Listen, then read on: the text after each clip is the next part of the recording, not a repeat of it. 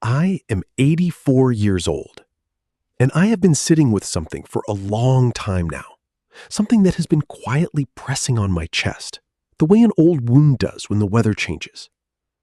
There is something I need to tell you, not because someone asked me to, not because I planned this, but because I have watched too many people I love reach the end of their lives still waiting for the right time, waiting until the children were settled, waiting until there was enough money, waiting until things calmed down. And I need you to hear this, really hear it, before another season passes. Because I almost waited too long myself. My dear friends, if you are watching this, I suspect you already know what I am talking about. There is a particular kind of exhaustion that settles into a person after 60. It is not the tiredness that sleep fixes. It is something deeper, a quiet emptiness that sits just beneath the surface of a busy, full-looking life. You have given. For decades you have given. You raised children who needed you every hour of every day. You showed up for your parents when they grew old and fragile. You were the one who remembered the birthdays, who cooked the meals, who held things together when everything threatened to fall apart. And somewhere in the middle of all that giving, you put yourself down. Not all at once, just a little at a time. A postponed walk here, a dream set aside there, a quiet afternoon sacrificed for one more obligation. And now you look up and you wonder where the years went. Perhaps you feel a strange guilt about this, as if wanting something for yourself is a kind of selfishness, as if the very thought of saying, "I need this," is somehow a betrayal of everyone who depends on you. I know that feeling. I lived inside it for most of my life. Let me tell you about a Tuesday afternoon in October. I was 71 years old. I was sitting at my kitchen table, the old pine one that my wife and I bought at a market 40 years ago, and I had a cup of tea in front of me that had gone completely cold. I hadn't noticed. I had been sitting there for what must have been an hour, just staring. My daughter had called that morning to ask if I could look after the grandchildren that weekend. My neighbor had left a note asking if I could help him move some furniture on Saturday. An old colleague had sent a message about a reunion dinner I felt obligated to attend. And all I could think was, when is it my turn? Not angrily, not with bitterness, just quietly. Honestly. I had a book on the shelf I had been meaning to read for 2 years. There was a coastal path I had promised myself I would walk before my knees got any worse. There were letters I had been meaning to write to people I truly loved, not because of obligation, but because I genuinely missed them. And yet somehow all of that kept being pushed to the edge of my life. That afternoon, with the cold tea in front of me, something shifted. Not dramatically. There was no great epiphany. Just a slow, aching recognition. I am running out of time. And I am spending what remains of it on everything except what matters most to me. And this, naturally, brings me to what I want to share with you today.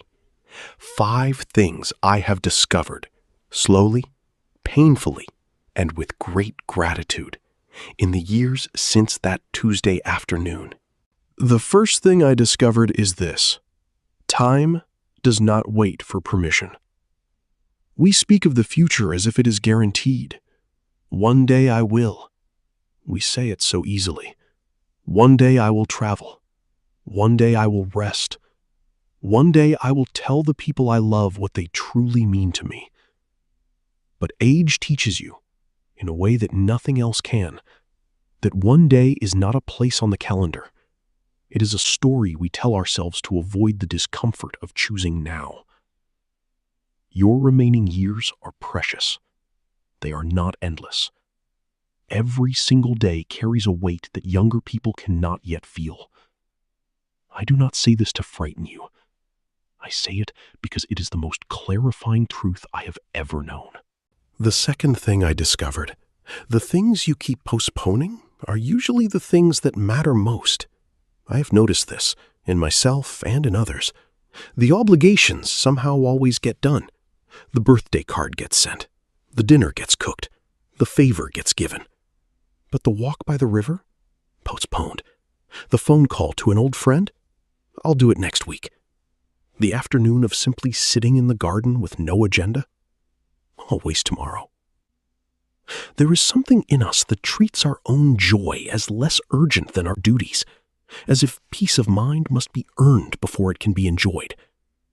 Age has taught me that this is one of life's great deceptions. The third thing, and this one took me a long time to accept, saying yes to everything is not love. It is fear. For most of my life, I believed that being a good person meant being available, always there, always willing. I confused my presence with my worth. But slowly, sitting with it, turning it over, I realized that many of my yeses were not coming from love at all. They were coming from a deep, quiet fear of being seen as selfish, of being less needed, of being left. True love, I discovered, has room for no. It has room for not today. It has room for I need to rest, and I trust that you understand. And this brings me to the fourth thing. The people who truly love you will not disappear when you begin to choose yourself. I was afraid of this for years, terrified if I am honest. I thought that if I began to set limits, if I said I needed more quiet, more rest, more time that was purely my own, that people would feel rejected, that they would drift away. Some did, I will not lie to you. But the ones who remained, the quality of those relationships deepened in a way I had never expected. Because suddenly we were together not out of habit or obligation, but out of genuine choosing. And that is a completely different thing. And the fifth thing, perhaps the most important of all, it is never too late to begin living the life you actually want. I know how that sounds. I know that at 75, at 80, it can feel as though the ship has sailed, as though the time for beginning things has long passed. But I am telling you from the other side of that belief, it is not true. I began learning to paint at 73. I took my first solo journey at 76. I wrote letters to people I had lost touch with at 78, and 2 of those letters brought back friendships I thought were gone forever. It is not too late. I promise you, it is not too late. That reminds me of a woman I knew, Margaret. She was 79 when I met her at a small reading group that met in the back room of a local library on Thursday afternoons.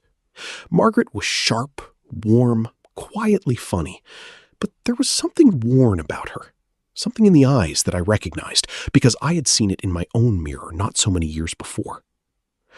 Over the months, I learned her story.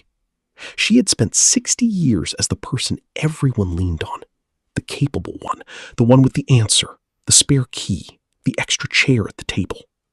She had poured herself into her family, her community, her church, and had done so with genuine love. But also, she admitted, with almost no attention to herself at all. Her husband had passed 3 years earlier. Her children were spread across the country, busy with their own lives. And for the first time in 60 years, Margaret found herself with space, time, silence. And she did not know what to do with it. She told me one Thursday that she felt almost guilty for being at the reading group, as if spending 2 hours with a book and a cup of tea was something she needed to justify, as if rest required a reason. We spoke for a long time that afternoon, and I said to her what I am saying to you now. You have given enough. The giving does not stop, but it begins, finally, to include yourself. The last time I saw Margaret, she had started a small garden on her balcony. Tomatoes, herbs, one stubborn rose that refused to bloom, and that she loved anyway. She was glowing. Not because her life had become grand or dramatic, but because for the first time in decades, she was living it for herself. My dear friends, I want to offer you a different way of seeing something. We have been taught, most of us from a very young age, that our worth is tied to our usefulness, that we earn our place by doing, by giving, by being needed. And for a long time, that belief serves us. It drives us. It connects us to others. But there comes a season in life when that belief begins to cost more than it gives. When I began to see it differently, not as selfishness, but as stewardship, everything changed. I began to ask myself a different question. Not, what do others need from me today? But what does this life, this particular, irreplaceable life, still need from me? What has been waiting quietly in the corner while I attended to everything else? Perhaps for you it is a place you have always wanted to see. Perhaps it is a craft you set down 30 years ago and still think about. Perhaps it is simply the experience of a slow morning. No alarm, no obligations, just the light coming through the window and a warm drink, and the extraordinary gift of being exactly where you are.